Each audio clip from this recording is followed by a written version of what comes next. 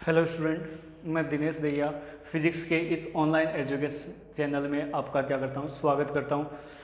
Student, हम लोग कल स्टडी कर रहे थे लास्ट वीडियो में डिफेक्ट इन आई, मतलब आई में जो डिफेक्ट आते हैं उनके बारे में पढ़ रहे थे हम लोग। और फर्स्ट अपना जो डिफेक्ट आ गया था वो था आपका मायोपिया। इसको ही बोलेंगे शॉर्ट साइटनेस। देखिए स्टूडेंट, फर्स्ट ये हमने डिफेक्ट स्टडी किया था। इसमें मायोपिया या शॉर्ट साइटनेस में होता क्या है, जो आपके नियर के ऑब्जेक्ट है वो आपको क्लियरली साफ दिखाई देंगे, जबकि जो फार के ऑब्जेक्ट होंगे क्या होंगे, दूर के ऑब्जेक्ट होंगे, लॉन्ग डिस्टेंसेज के जो ऑब्जेक्ट होंगे वो आपको क्या दिखाई देंगे, क्लियर दिखाई नहीं देंगे। इसलिए ये आपका मायोपिया होता है, इसको मायोपिया या शॉर्ट साइटनेस नेम दिया गया है। ये जो आपका डिफेक्ट आता है आई लेंस में, ये आता है जो आपका आई लेंस होता है उसकी फोकल लेंथ डिक्रीज होने की वजह से। फोकल लेंथ डिक्रीज हो जाएगी स्टूडेंट, इसलिए इसकी वजह से ये मायोपिया आपकी डिजीज है, ये जो डिफेक्ट है वो आएगा। और इसको आपको क्लियर करने के लिए, दूर करने के लिए, और आपको कॉन्केव लेंस है उसका यूज करना पड़ेगा। सेकंड हमने देखा था हाइपरमेट्रोपिया।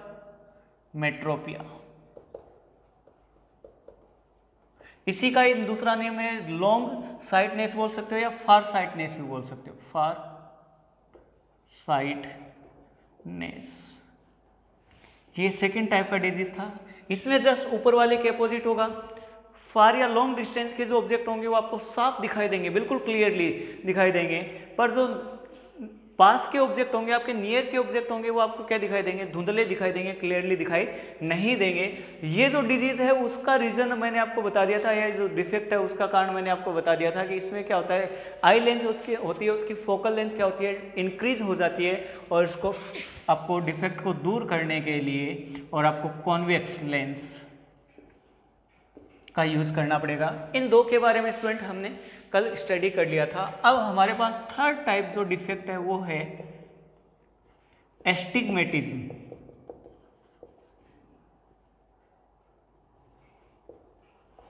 स्पेलिंग इसका एस्टिग्मेटिज्म है। ये डिफेक्ट आपको थर्ड टाइप का हम स्टडी करेंगे। इसमें क्या होता है, इसमें आपको एक पर्टिकुलर डायरेक्शन में क्लियर दिखाई देगा। In this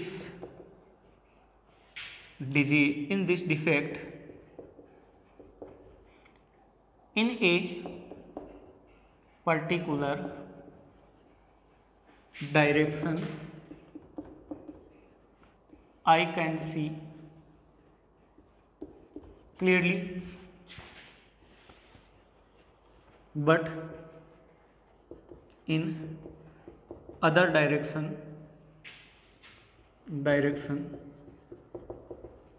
I can't see clearly। इसका मतलब क्या होगा, इसका मतलब इस प्रकार से लें, मतलब दो डायरेक्शन हम ले लेते हैं, एक हॉरिजेंटल और एक वर्टिकल। अगर आपको हॉरिजेंटल में क्लियरली दिखाई दे रहा है तो वर्टिकल में क्लियरली दिखाई नहीं देगा, और अगर वर्टिकल में क्लियरली दिखाई दे रहा है तो हॉरिजेंटल में क्लियर नहीं होगा। तो इसमें हम क्या देखेंगे आगे, if I can see clearly in vertical direction, then I can't see clearly in horizontal direction and vice versa, मतलब इसका जस्ट अपोजिट। इसमें क्या है कि अगर आई है वो वर्टिकल डायरेक्शन में क्लियरली देख पाता है तो वो हॉरिजेंटल डायरेक्शन में क्लियरली नहीं देख पाएगा, या फिर इसका जस्ट अपोजिट भी बोल सकते हैं कि अगर हॉरिजेंटल डायरेक्शन में क्लियरली देख पाता है तो वो वर्टिकल डायरेक्शन में क्लियरली नहीं देख पाएगा। अब इसका रीजन क्या होता है? region. This defect in eye occur if cornea of eye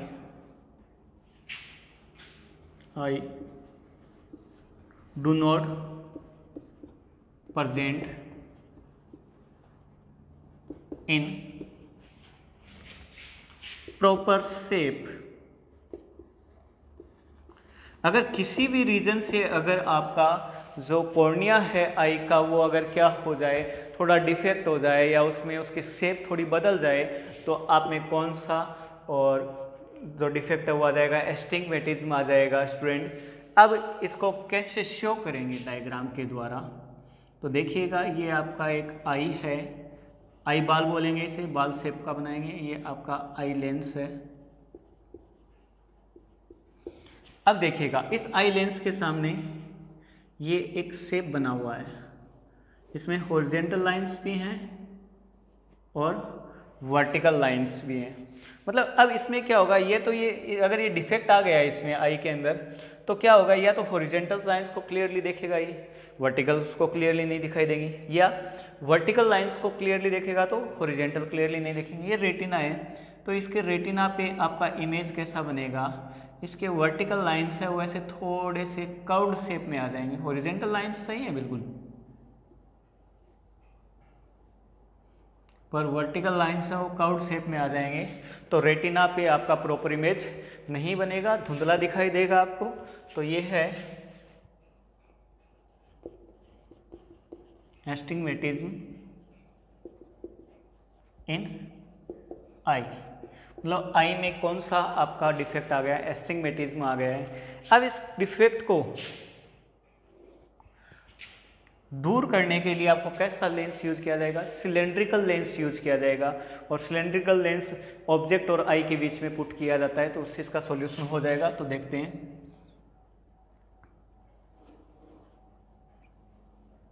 ये आपका आई बाल, ये इसका आई का आई लेंस। अब यहाँ मान लो थोड़ा दूर बना दिया इस बार ये ऑब्जेक्ट,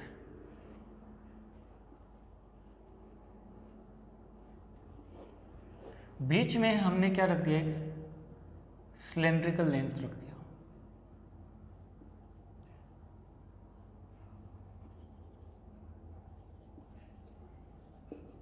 सिलेंड्रिक लेंस।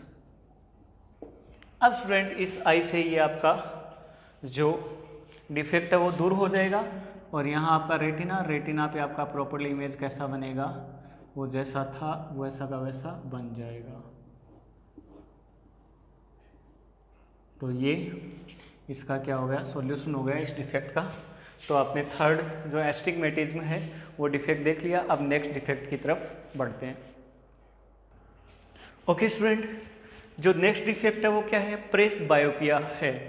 मतलब 3 प्रकार के हमने डिफेक्ट पढ़ लिए हैं, उनके आपके सामने सबके नेम लिख रखे हैं। अब प्रेस बायोपिया, ये जो आपका डिफेक्ट है वो, this defect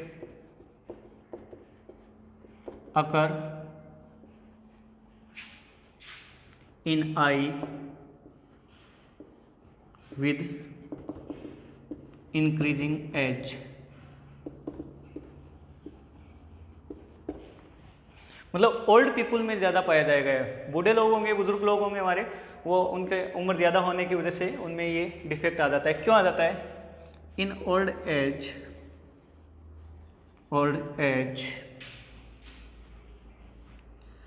ciliary muscles of eye become weak।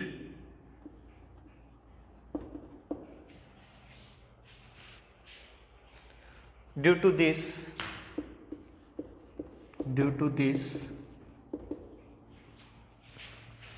accommodation power of eye decreases। देखिए अकोमोडेशन पावर क्या हो जाएगी, कम हो जाएगी। मतलब अकोमोडेशन पावर क्या होता है, लेंस की जो फोकल लेंथ होती है उसको क्या कर सकते हैं, सिलियरी मसल्स कम या ज़्यादा कर सकते हैं, इंक्रीज या डिक्रीज कर सकते हैं। तो सिलियरी मसल्स वीक होने की वजह से और वो फोकल लेंथ को क्या कम या ज़्यादा नहीं कर पाएंगे, जिससे अकोमोडेशन पावर क्या हो जाएगी, डिक्रीज हो जाएगी। उससे प्रेस बायोपिया जो डिफेक्ट है वो आई में क्या होगा, आपका अकर होगा। अब इसको दूर करने के लिए, इस डिफेक्ट को क्लियर करने के लिए इसके सॉल्यूशन क्या होंगे, इसके लिए डबल फोकल लेंथ का जो लेंस है यूज किया जाएगा। To clear this defect from eye, double focal lens. और इसका मतलब क्या है, both convex and concave lens are used together। मतलब इस डिफेक्ट को दूर करने के लिए बहुत कॉन्वेक्स एंड कॉन्केव लेंस होंगे तो एक साथ यूज किए जाएंगे। यूज्ड डबल फोकल लेंस बोल सकते हो या कॉन्वेकेव एंड कॉन्वेक्स लेंस है, वो दोनों एक साथ यूज किए जाएंगे, जिससे ये डिफेक्ट क्या हो जाएगा, दूर हो जाएगा। स्टूडेंट ये देखा भी होगा आपने, आपके जो बुजुर्ग हैं घर पे, उनके अगर आप चश्मे को देखोगे, आप स्पेक्स को देखोगे तो होगा क्या कि उनमें एक लेयर सी दिखाई देगी चश्मे में, आपके स्पेक्स में लेयर दिखाई देगी, ऊपर एक अलग लेंस होगा, नीचे एक अलग लेंस होगा। तो मतलब क्या है, उनको कौन सा जो डिफेक्ट होता है, प्रेस बायोपिया होता है, एज बढ़ने की वजह से होता है। जबकि जो आपके चिल्ड्रंस होते हैं घर पे, उनका अगर आप स्पेक्स देखोगे स्टूडेंट, तो उसमें केवल एक ही टाइप का लेंस शो होगा, या तो वो कॉन्वेक्स होगा या क्या होगा, कॉनकेव होगा। तो ये आपने आई में डिफेक्ट देख लिए थे। नेक्स्ट टॉपिक देखेंगे स्टूडेंट, ये आई और से रिलेटेड सारी बातें हो गई हमारी। अब देखेंगे power of lens. Okay student, next हमारा टॉपिक है पावर ऑफ लेंस। देखिए bending capacity of a lens to rays from their path is called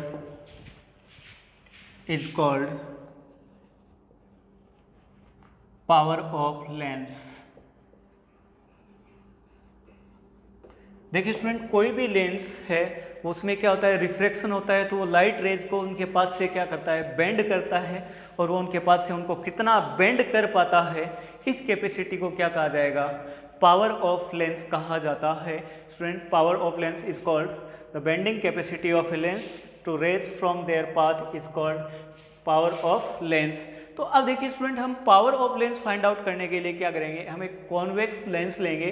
convex lens से हम पावर ऑफ लेंस का जो रियल डेफिनेशन है वो फाइंड आउट करेंगे। तो एक कॉन्वेक्स लेंस ले लिया हमने, डायग्राम बना लेते हैं इधर।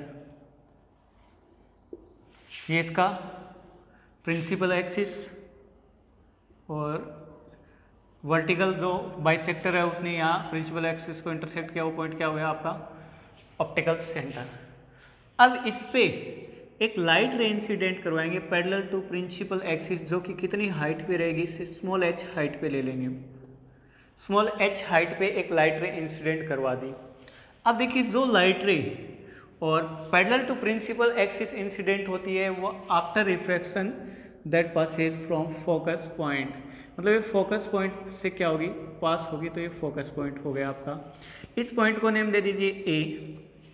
तो ये लाइट रे जो ऐसे जा रही थी सीधी स्ट्रेट जो ट्रेवल कर रही थी उसको, और इसने कितने एंगल पे, डेल्टा एंगल पे, एंगल ऑफ डेविएशन बोल सकते हो, डेल्टा एंगल बोल सकते हो, उस पर इसने इसको क्या कर दिया, बेंड। अब ये लाइन और ये लाइन क्या है, एक दूसरे की पैरेलल है स्टूडेंट, तो ये वाली एंगल भी क्या हो जाएगा, डेल्टा हो जाएगा। अल्टरनेटिव इंटीरियर एंगल हो चुका है आपका, अल्टरनेटिव बोल सकते हो सीधा ही। एफ है इसकी फोकल लेंथ है। तो स्टूडेंट ये आपके सामने पावर ऑफ लेंस को फाइंड आउट करने के लिए diagram, neat and clean diagram है, वो आपको शो कर दिया गया है। अब इसमें एक रेक्टेंगल ट्रायंगल बन रहा है AOF। In triangle AOF। और इसमें स्टूडेंट हम टेन डेल्टा का फॉर्मूला लगाएंगे।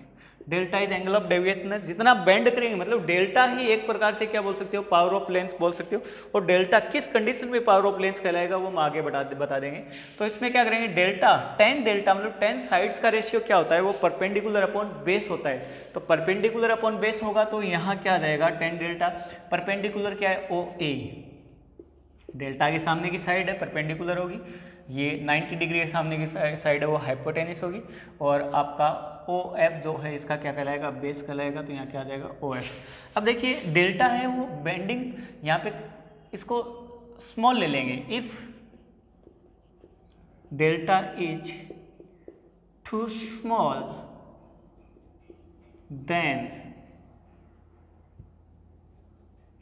Ten delta approximate equal to क्या हो जाएगा, डेल्टा हो जाएगा। स्टूडेंट उस कंडीशन में डेल्टा इक्वल टू कितना आएगा, OA। टेन डेल्टा की जगह डेल्टा उसका है OA आपका क्या है, H। एंड OF क्या हो जाएगा, स्मॉल f। ये डेल्टा का फॉर्मूला आ गया। अब मैंने कहा डेल्टा ही क्या बनेगा, पावर ऑफ लेंस बनेगा। कब बनेगा उसकी कंडीशन बता देते हैं। If light ray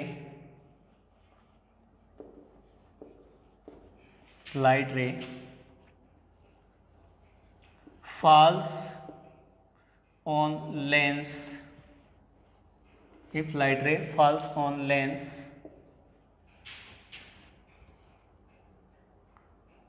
at unit height from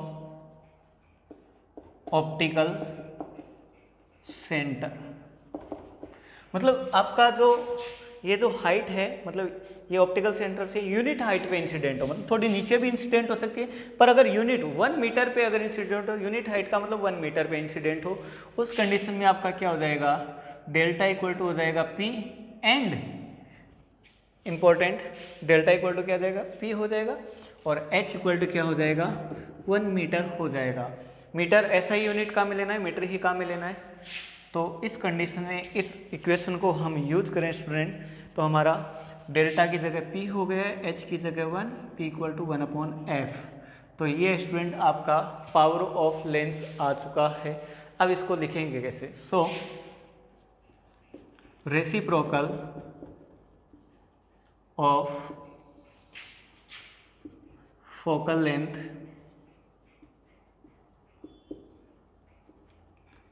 length of a lens is called power of lens। P से डिनोट किया गया पावर को।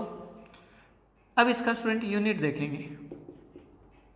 यूनिट देखिए स्टूडेंट, आपका जो फोकल लेंथ होता है वो उसका यूनिट मीटर होता है, तो आपके इसका यूनिट क्या आ जाएगा, मीटर इनवर्स आ जाएगा। और स्टैंडर्ड इसे डायोप्टर भी कहा जाता है। डायोप्टर कैपिटल D से आपको रिप्रेजेंट किया जाएगा। डॉक्टर आपको जो स्पेक्स देता है उसमें डायोप्टर में ही देगा, लेंस की पावर लिख के देता है हमेशा आपको। अब इसे इंपॉर्टेंट बता देंगे, focal length of convex lens is positive, so power of convex lens is also positive। देखिए फोकल लेंथ होता है वो कॉन्वेक्स लेंस का पॉजिटिव होता है, पहले बता दिया गया, फिर लिख देते हैं यहाँ पे। तो उसका जो पावर है कॉन्वेक्स लेंस का वो भी क्या होगा, पॉजिटिव होगा।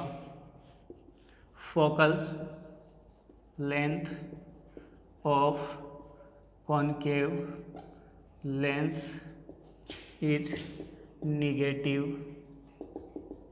So power of concave lens is also negative. ये आपको ध्यान में रखना है। मतलब कहीं पे आपको प्लस डी दे के रखे तो plus D plus capital D, तो वो कौन सा लेंस होगा? कॉन्वेक्स लेंस होगा। माइनस कैपिटल डी दे के रखे तो वो क्या होगा? कॉन्वेक्स लेंस होगा। ओके स्टूडेंट, नेक्स्ट अपना टॉपिक है combination of lenses. Okay student, next अपना टॉपिक है कॉम्बिनेशन ऑफ लेंसेज। देखिए हमने सिंगल लेंस का जो मैग्निफिकेशन वगैरह है, उसकी फोकल लेंथ है, वो हमने देख लिया था। पर अगर हम लेंस को कंबाइन में रखें, मतलब एक्चुअल में कंबाइन का मीन भी यहाँ क्या होगा? लेंस को अगर हम टच में रखें तो उनकी फोकल लेंथ पे क्या इफेक्ट पड़ेगा, उनकी पावर पे क्या इफेक्ट पड़ेगा और उनके मैग्निफिकेशन पे क्या इफेक्ट पड़ेगा, उनका हम स्टडी यहाँ पे करेंगे। तो यहाँ पे हम और दो कॉन्वेक्स लेंस ले लेते हैं जो कि एक दूसरे के टच में हमने पुट कर दिए हैं।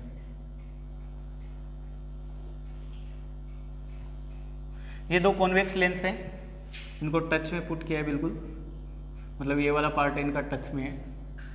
अब देखिएगा ये इनका क्या आ गया? प्रिंसिपल एक्सिस आ गया है। और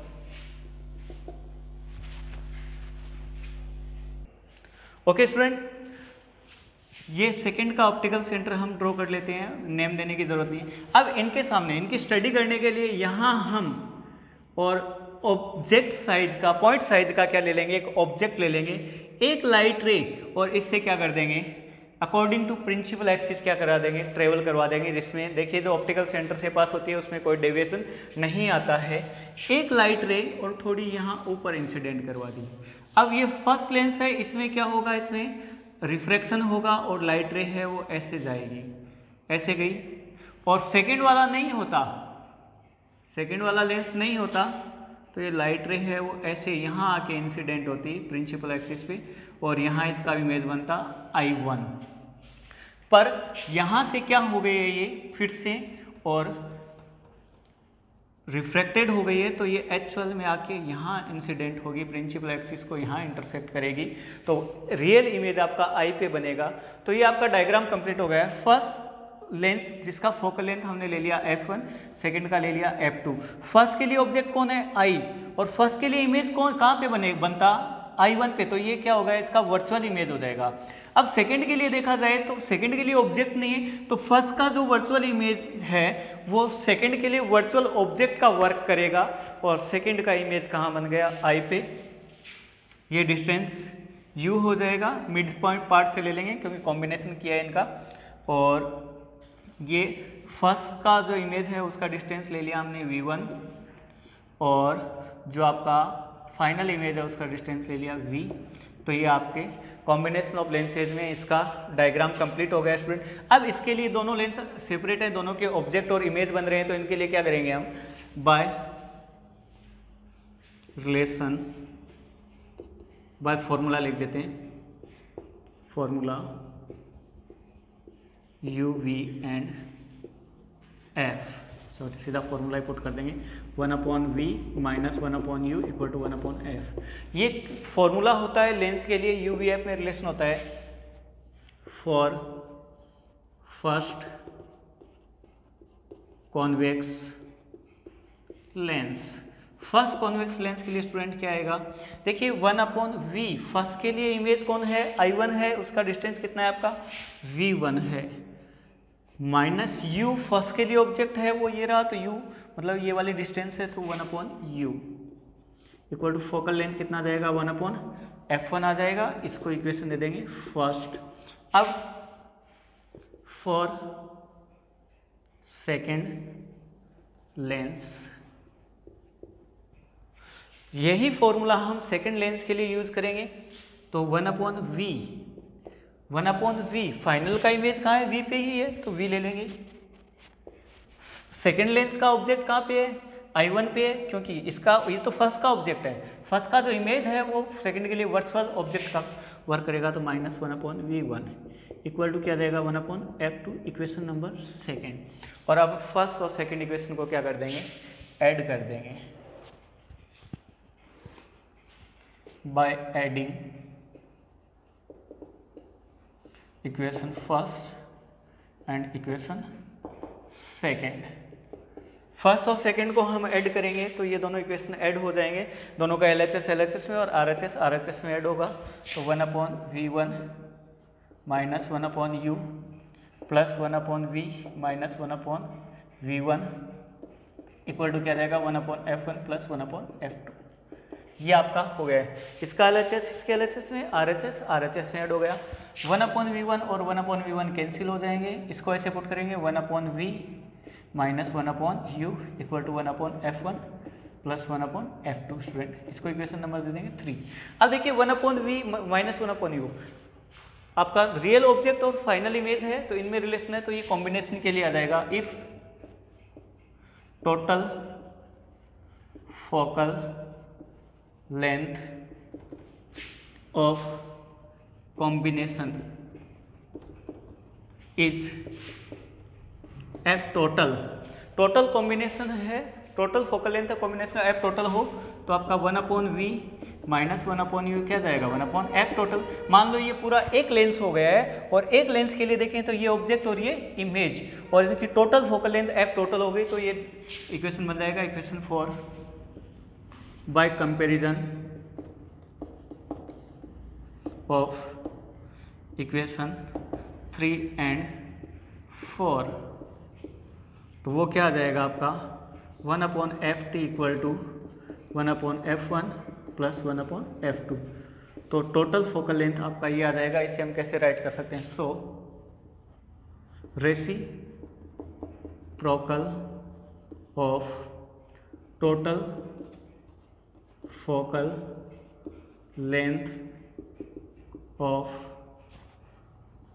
combination is equal to sum of reciprocal of focal length of all lenses। मतलब जितने भी लेंस रहेंगे उनकी फोकल लेंथ का रेसिप्रोकल करो और उनको ऐड कर दो तो वो टोटल फोकल लेंथ है उसके रेसिप्रोकल की क्या इक्वल आ जाएगी, इक्वल आ जाएगी। अब स्टूडेंट इसमें देखिए ये तो दो ही लेंस है, मान लो यहाँ n बहुत सारे लेंस रखे हो, n लेंस रखे हो, तो उस कंडीशन में आपका फॉर्मूला क्या जाएगा 1/F total equal to 1/F1 plus 1/F2 plus 1/F3 plus dash plus 1/Fn। ये आपके टोटल फोकल लेंथ का क्या आ गया है, फॉर्मूला आ गया है। तो कॉम्बिनेशन ऑफ लेंसेज में डायग्राम और हमने टोटल फोकल लेंथ निकाली। अब आगे देखेंगे हम total power. Okay student, power of combination of lens देख रहे हैं। तो देखिए हमने टोटल पावर का भी फोकल लेंथ का फॉर्मूला निकाला था, क्योंकि Ft 1/Ft equal to 1/F1 plus 1/F2। इसी का यूज करेंगे। We know that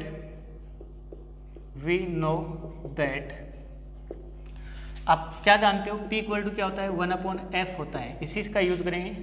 so 1/Ft क्या आ जाएगा Pt आ जाएगा, comma 1/F1 equal to P1। Okay 1/Ft equal to Pt, 1/F1 equal to P1 and 1/F2 equal to क्या होगा P2 होगा। ओके स्टूडेंट, अब देखिए इसमें इसका हम यूज करेंगे तो आपका 1/Ft की जगह क्या आ जाएगा P1 आ जाएगा। 1/Ft इक्वल टू क्या आ जाएगा Pt, 1/Ft की जगह Pt आ जाएगा इक्वल टू 1/F1 की जगह क्या आ जाएगा P1 प्लस क्या आ जाएगा P2। तो power of combination of lenses क्या आ जाएगा, उनकी पावर के एल्जेब्रिक सम के इक्वल आएगा। So total power of combination of lenses is equal to algebraic sum of power of all lenses.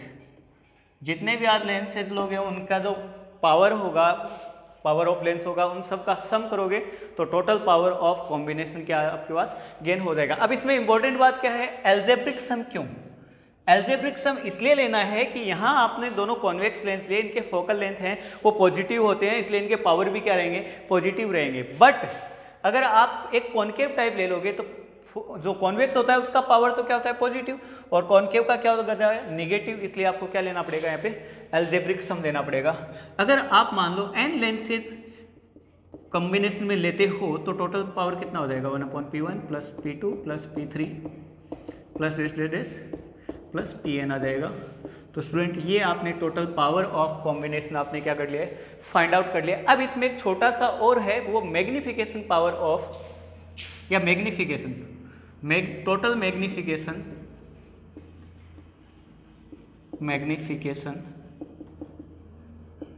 Of combination. Total magnification क्या होगा, total magnification of combination. देखिएगा student, जितने भी लेंस यहाँ use करेंगे उनका जो मैग्निफिकेशन रहेगा उनका मल्टीप्लाई कर दो आप, टोटल जो मैग्निफिकेशन है उसके इक्वल हो जाएगा। Total magnification of combination is equal to multiply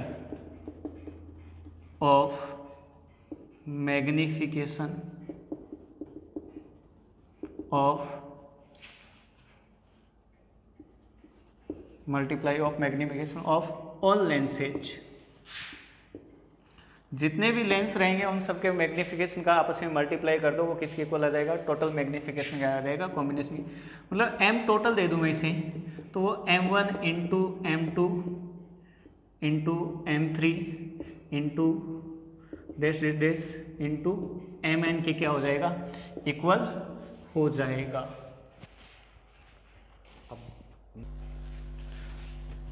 okay student, तो ये टोटल मैग्निफिकेशन कितना आ गया, mt equal to m1 into m2 into m3 into mn आ जाएगा, सबका मल्टीप्लाई। तो ये हमने आज डिफेक्ट इन आई और कॉम्बिनेशन ऑफ लेंसेज हमने देख लिया। इनमें टोटल हमने क्या देख लिया है, फोकल लेंथ कैसे निकाला जाता है, पावर और मैग्निफिकेशन कैसे निकाला जाता है, तो ये हमने देख लिया है। ओके स्टूडेंट, तो अब हमारा ये चैप्टर कंप्लीट हो चुका है। अब हम नेक्स्ट चैप्टर का स्टडी नेक्स्ट वीडियो में करेंगे। ओके, कोई भी अगर आपको प्रॉब्लम आती है चैप्टर से रिलेटेड, आप वीडियो के कमेंट बॉक्स में लिखिए। फर्दर अपडेट्स के लिए चैनल को लाइक एंड सब्सक्राइब करना मत भूलिएगा। Have a nice day, thank you.